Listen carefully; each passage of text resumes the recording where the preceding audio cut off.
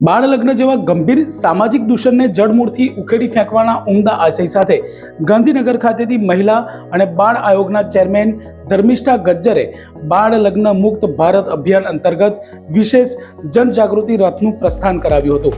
આ વિશેષ રથ રાજ્યના વિવિધ જિલ્લાઓ, ગ્રામીણ વિસ્તારો અને શહેરી વિસ્તારોમાં ભ્રમણ કરીને નાગરિકોને બાળ લગ્ન ગંભીર ગેરફાયદા તથા આ બાબતે રહેલી કડક કાયદાકીય જોગવાઈઓ વિશે માહિતગાર કરશે। આ રથ ખાસ કરીને ગાંધીનગર, મહેસાણા, પાટણ, સાબરકાંઠા, અરવલ્લી અને મહીસાગર જિલ્લાઓમાં જનજાગૃતિનું કાર્ય કરશે। ધર્મિષ્ઠાબેન ગજ્જરે ભારપૂર્વક જણાવ્યું હતું કે બાળ લગ્ન એ માત્ર એક જૂનો કુરિવાજ નથી, પરંતુ તે બાળકના સર્વાંગી વિકાસ, માનસિક, શારીરિક અને શૈક્ષણિકમાં મોટો અવરોધ પેદા કરે છે। તેમણે ઉમેર્યું કે લગ્ન માટે નક્કી કરેલી વય મર્યાદાનું પાલન કરવું એ માત્ર કાયદાનું પાલન નથી, પરંતુ એક નૈતિક જવાબદારી પણ છે। જો સમાજ સજાગ થશે તો જ આપણે બાળ લગ્ન મુક્ત ભારતનું લક્ષ્ય સિદ્ધ કરી શકીશું।